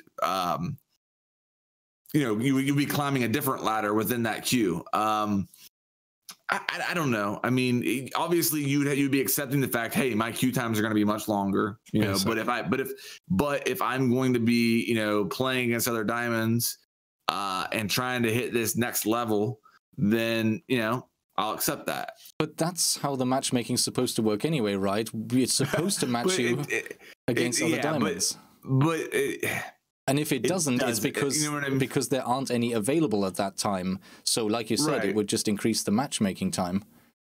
I guess what I'm getting at though is that guy who hits diamond and then doesn't want to solo queue anymore, and you know what I mean? Like, that guy could now go into this other queue and then start climbing a different ladder in there. And maybe you only are able to solo queue in there. I don't know. I just feel like that would give them something else to work for without making it harder for me to hit diamond. I don't know. I don't know how you do it, man. It's an idea for sure. Well, on this subject, have you guys noticed how they don't show you your rank anymore? They don't show anybody's rank after ranked matches. Yeah. What's up with that? I don't know. I thought it was a bug, but now I'm like, no. I've not heard anything official about it, so yeah. I think it's on purpose. Like, I think they're trying to keep the toxicity down from people who would see, diamonds paired with coppers and just, or something like that. I don't know. Or maybe they changed the matchmaking this season. Maybe they're experimenting with something and they don't want people to see, what that's all about. I don't know, but whatever it is, here's what I think most people think it is that instead of fixing the ranked system, they've just decided to remove the evidence of how broken it is. Seriously, I mean, you can see why people think that. speaking of matchmaking, one of the questions I had last week as well was about being able to pick a language and then getting put into queues that also has that language. And I think this is especially something that maybe people in Europe look at because, well, you have all kinds of different languages for people who are all on the same servers. And yeah, it's certainly when you're solo queuing, it's not always that easy. The general language tends to then be English.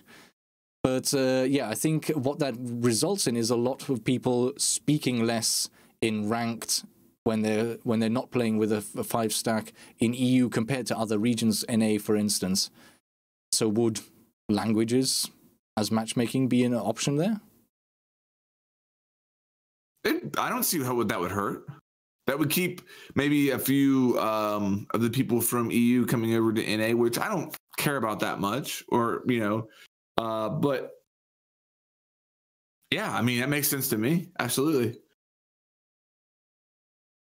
I had a comment here regarding your comment. So the problem with ranks not being shown, it's a bug, and it was supposed to be fixed last patch, but didn't fix.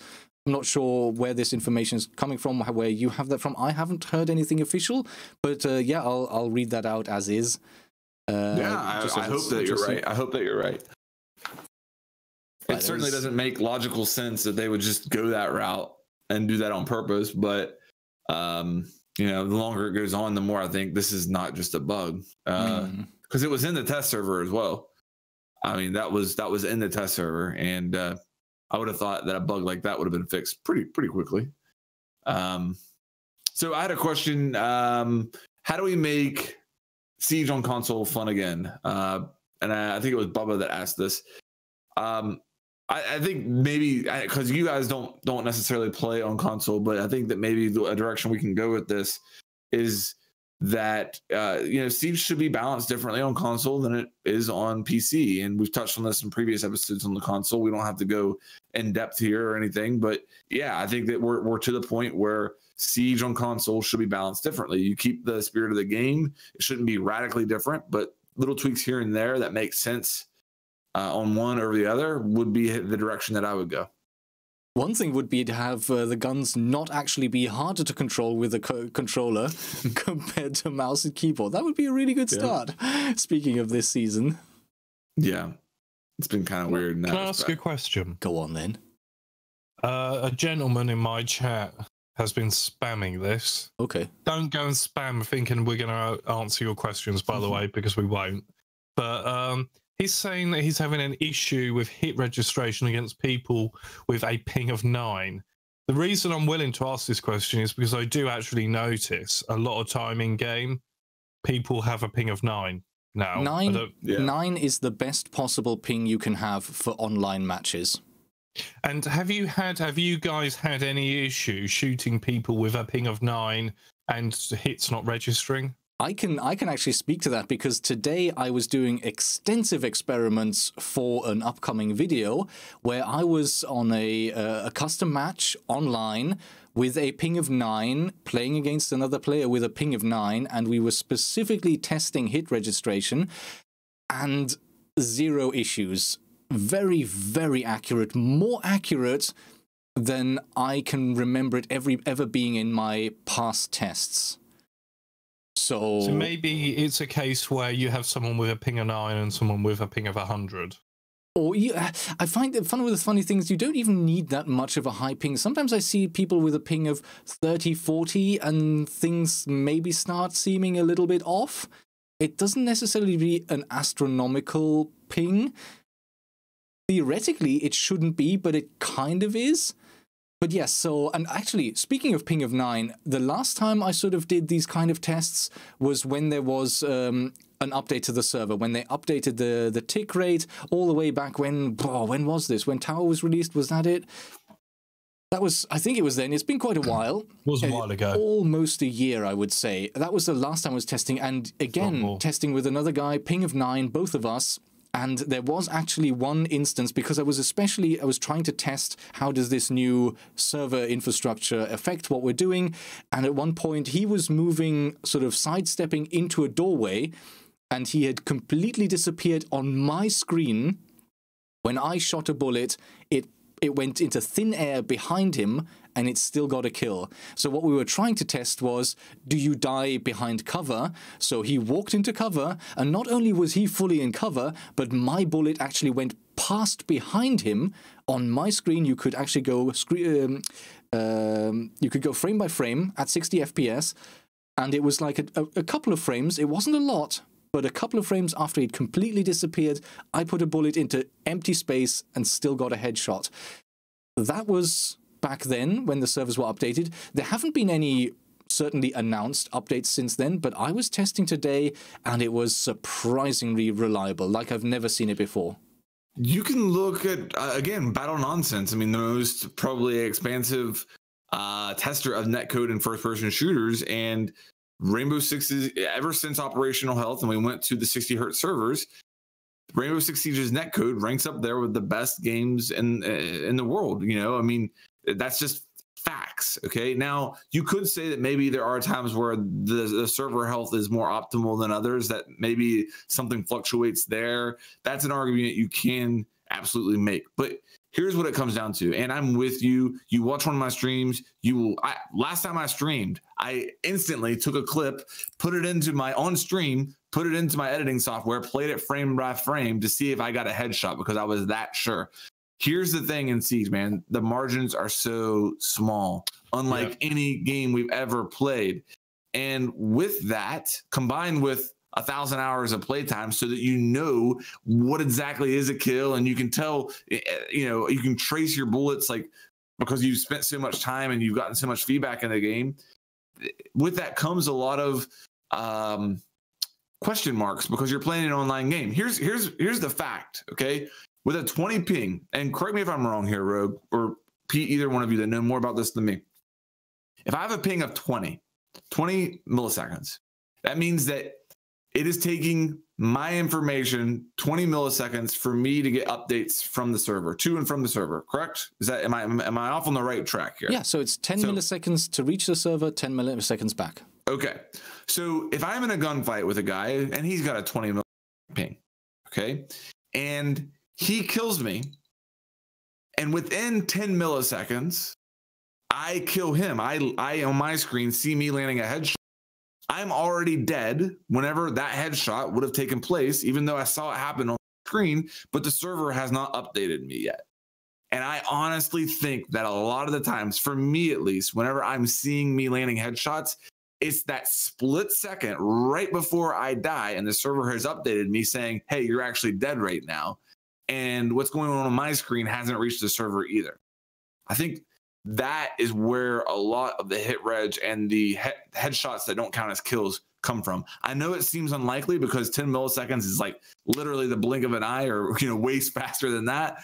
But it happens when you have margins as small as what we do in this game. Yeah. Yeah, we do have kill trades. Yeah. Which partially covers it when it's a really close case. But yeah, it makes sense. Yeah. The thing is, there has to be some sort of level of self-examination involved, because not specifically on this 9 ping thing, which I'm actually getting a lot in my chat now, I've mentioned it, but with regards to looking back at shots you are certain you've hit, because I've even had it recently where I've sworn blind that I've hit someone and I've looked at it and my sight has even been on their head, but it's the rate of fire of your weapon as well, the rate at which. So even though your sight's on their head, it's not like you're firing at 10 billion shots per second. You're not firing laser weapons here. You can go across someone's head and still miss that shot, and I've had that a lot. And by virtue of the fact that I make YouTube videos and I record most of the time I'm playing, I can look back, and if I'm brutally honest, I'm like, do you know what? I buggered that up. You know, there was something I did wrong in that situation that I can change. Or you were unlucky. Blame the game.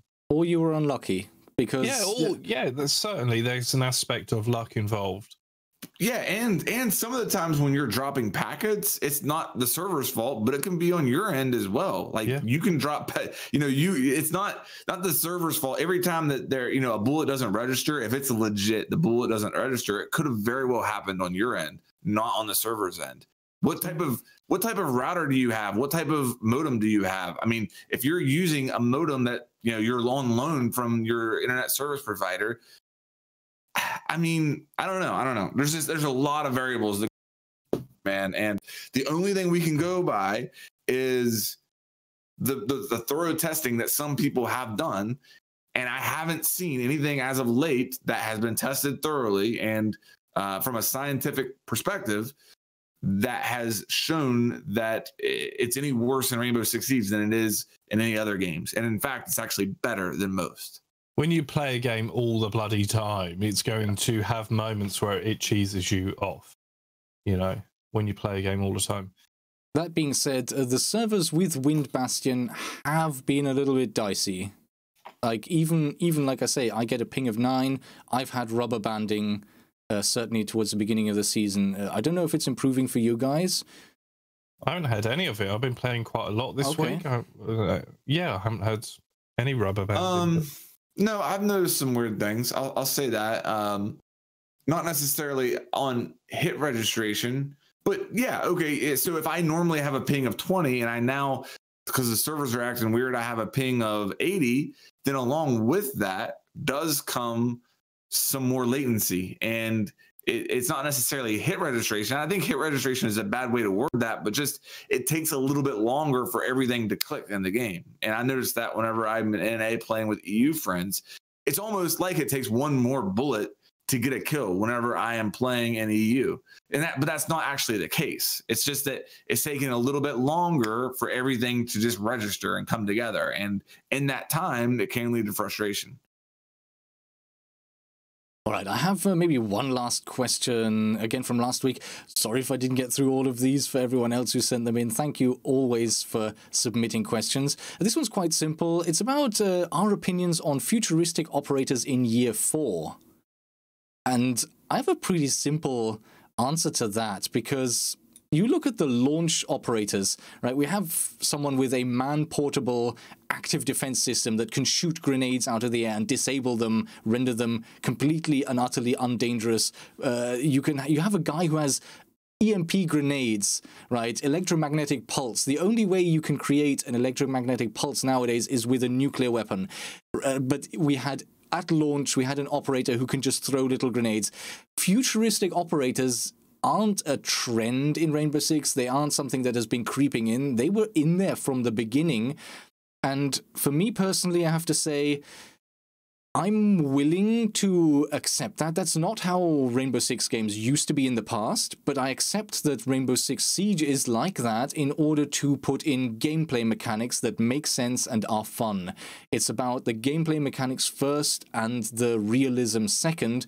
So if in Year 4 we have more futuristic operators, or operators that do stuff that isn't really something you would see used in the real world right now, I'm fine with that. I might even go a step further, Rogue, and I say bring him on. Like, if you think about Maverick, was not a sci-fi operator. He's got a blowtorch. Alibi is a sci-fi operator. Vigil is a sci-fi operator. Dokkaebi is a sci-fi operator. And I think that they create a lot more interest than what Maverick did, even though Maverick might be stronger, actually, and he might be more powerful in the long run. I like the sci-fi aspect. I think there was a period of time where it got to be a bit much, where you could tell the community did maybe want a little bit of like a down, simpler operators. Everything's been skewed. Honestly, everything in this game has been skewed by Operation Chimera and Lion and Finka. If you delete that season, if those two operators never exist, the general mentality in this game might be completely different, because they were just so oppressive and so out there and so different that I remember at that time after Chimera thinking, okay, we need to tone it down a bit. And then with Parabellum came the decoy operator, and I was like, well, that sounds cool, but I think we need to tone it down a bit, and that's not the direction I would have gone. But it turned out to be, Alibi is somebody who we've talked about multiple times on this podcast, somebody that's balanced and fun to play. A really, diamond when you look at Year 3 operators. And Yeah, I would go the opposite. I would say, as far as sci-fi goes, bring them on. Let's have some more of them, because I think that they've shown to create more interest than the simple operators. So on one level, I actually do disagree with both of you, but just because it's the gritty realism aspect, right? That sort of pulls people out of the immersion. To have something that is so sci-fi that it's not in the near future, that like it's something in the distant future. Whilst I do take on board Rogue's point about, say, for example, factoring the EMP grenade, I don't know how sci-fi that is or how realistic it is to have a grenade that can do that. But I do know at some point when we get operators that, to me, seem more and more ridiculous and out there to what our special forces could do, it pulls me out of the immersion a little bit, you know. However, saying that, I also agree with you on the aspect of it actually affords the dev team opportunities to use that technology to create interesting and balanced and game-changing operators. So I guess on the balance of it, maybe doing some sort of futuristic type operators is necessary to create an interesting game going forward. That being said, I wouldn't want to see every DLC that comes about to have this kind of like future tech operator. I do like the ones that are kind of grounded in a realism that I can relate to, rather than, you know, Jackal with his visor that can see footprints and color them in different ways. That being said, it's a game, right? And there's only ever going to be so much realism that you can have in it. So yes, I agree with you in many respects and disagree in some aspects as well. Absolutely fair. Is there anything from you guys? Yeah, go ahead. Just because I've now got like 3 people that have asked this question in different ways, so I just want to credit all of them. Alex O'Sullivan, I'm just going to go through all of them. Alex O'Sullivan, do you think Recruit should be buffed or taken out of the game? LGDL.Y, what do you think about a Recruit buff for 2019? And then Jibby Pastrami updated. DLC recruits, Pete, trying not to spam, but I hope you can see my previous question. So, like, okay, they all come back to this idea of the recruit and their role in the game. And the reason I thought this was quite sort of like an interesting question is because now, if you do not select an operator, if you just wait, and I've actually done this for fun in casual, if you just like wait, it gives you a random operator. So do you think the recruit needs buffs or changes, or do they even like, at this stage, do they have a role in the game, or is it something that obviously new people to Rainbow Six Siege need in the game because they don't have all the operators, obviously? And further to that, what do you think about like a Navy SEALs recruit with access to Navy SEALs guns, or whichever DLC comes into the game? Could they have DLC themed recruits as well? Yeah, when I was in Paris for the Paris Majors, or when we were all there, I spoke to some of the devs, and they straight up told me, they explained to me, the reason recruits exist is for the early stage when people don't have enough operators to be able to always have a choice, so that you have something to fall back on. That is, the recruit wasn't planned, but it was something they added, because if you only have 4 operators and all of them are taken, what happens? Right, so the moment they can retire the recruit is the moment that every new player to the game will have a minimum of 5 attacking and 5 defending operators. Once that happens, theoretically, they could retire the recruit, and it's something they're thinking about. Would it be interesting to see the recruit expanded, on the other hand, and just give them the new guns? I would like to see that, yeah. I mean, recruit always has that sort of disadvantage that you have the bare bones gun with no grips, no sights, no muzzle attachments, yada yada yada. So it's always going to be at a disadvantage, but why not have a recruit, even if recruits don't change visually, so even if they don't change, but I can pick a recruit with Blackbeard's guns if I want to do something really horrible, like really sort of make it difficult for myself. Why not? Why not have Hibana's gun or Echo's gun on a recruit. I would like to see if they choose to keep the recruit. I would love to see more choice, more optionality in there, and maybe even allow players to modify the weapons, make it more viable, make him more of a character in terms of, well, you can pick the guns, but you can also stick on a sight and all the other attachments if you want. Would that be a problem, though? Because I agree with much of what you said. When I've talked about this before, people have said, well, you know, do you know what the issue with that is? We're going to have 5 R4C Ashes running around, basically, with ACOGs. Do you know what I mean? Like, but the recruit is a tactical choice in some ways, because you get the secondary. You could have like 2 different secondary gadgets that could be quite useful.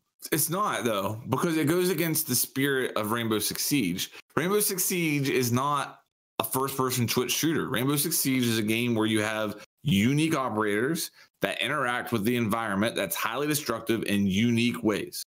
And the recruit doesn't do that. The only thing a recruit can do is go and kill people. You could say they have a grenade. A grenade can do soft destruction. Sure, I guess a shotgun can do soft destruction, but they don't have a gadget. The heart of Rainbow Six Siege are the operators and the gadget, and how those operators with their gadgets interact with the environment. You do not want to put the recruit in a situation where they're a viable pick, because you're taking away the spirit of Rainbow Six Siege. That's a really good point. I agree with that. The only thing I would say to counter that, and it's quite a weak argument, is that by giving them 2 secondary gadgets, you're making it a unique pick.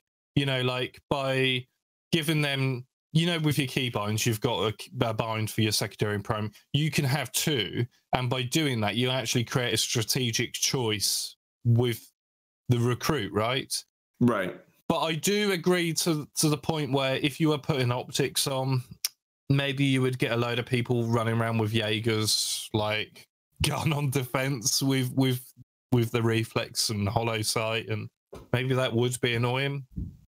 Yeah, you make good arguments. I would actually then withdraw what I said and say, maybe pick the DLC guns, but definitely not modify them.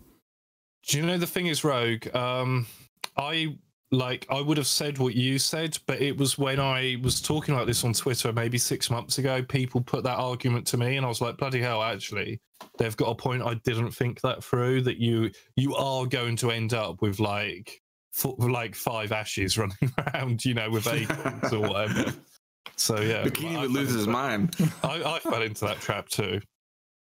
Yeah, people were mentioning in my chat that now when you buy the standard version, you have all launch operators unlocked. But I think there is still a limitation on the very basic version. What's that? The starter edition? Yeah. So, and the other thing is, well, yeah, and the starter edition, you do get some unlocks right from the get-go. However, there is the chance that those could already be selected, so then you have to go into the recruit, and yeah. Flanked, would you be against then the idea of a recruit? So say like they launch a new season, and you could take this back as like what Rogue was talking about. So you have the Black Ice recruit, the Wind Bastion recruit, and it has access to the Wind Bastion guns without customization. So if you want to run with that slug shotgun, you haven't got an ACOG on it. Or do you think that detracts from the whole idea of actually picking an operator that for your team can provide a unique gadget that is useful? I mean, at the end of the day, it's about having fun. So if somebody wants to have fun running a recruit with a Black Ice skin, and that would add to the game for them, or just Black Ice weapons like the Super 90. Yeah, right. Oh, okay, yeah, okay. I get what you're saying. If that would add to the fun for somebody, then sure, you know, do it. But the problem exists. You know, if I'm in ranked, I'm solo queuing, and this dude wants to pull this out, then I'm kind of going to feel like, well, gee, dude, you know, like you're not really helping the team. You're not bringing any utility for us. And obviously you never want to put the recruits in a position where they are more desirable than any operator. That you just can't do that. But if they created some new game modes in Siege, like if they just had like a straight up team deathmatch, then I could see that being recruits only. And then you open up a whole different set of things where you can do some cool things with recruits. You know, because I don't think the destruction would necessarily work very well in like a team deathmatch game mode. So I would see a team deathmatch game mode with recruits only being something that could be really fun and really, you know, maybe satisfy this hunger for some recruit customization, but still keep the spirit of the game the same in the core game modes. Interesting idea. Yeah. So yeah, with that, I would say thank you everyone who joined us tonight. And yeah, thank you both of you for making the time on Christmas Eve to record this live. Yeah, Merry Christmas to everyone. Hope you have a great holiday, and we'll probably see you before New Year. New Year's Eve, I believe, is the next Monday. So we don't. Yeah, that's good point. That's so we'll do it on that Sunday or something. I don't know. Early. We'll maybe. Yeah. But Merry Christmas to any of my stream watching. Yeah, I've been it's been a nice run on the Hot Breach podcast. Appreciate everybody, and you know, we're looking forward to 2019 and continuing what we've started here. Yeah. I just want to say, like, the Hot Breach podcast has been one of the coolest things that, you know, I've done this year as a content creator. Just this level of conversation with people, the discussions that we have, the interactivity of it. And I want to thank everyone that's part of it, because I see the same people when I'm live every week in the chat. And of course, I don't get around to respond to everyone, but thank you ever so much to everyone that watches it or goes to one of our channels and watches the VOD after the fact. And also to everyone that listens to the podcast on iTunes, SoundCloud, Android apps. We really appreciate it. So yeah, thanks everyone. And here's to having an amazing 2019. Thanks a lot, everyone. Goodbye. Ta-ra.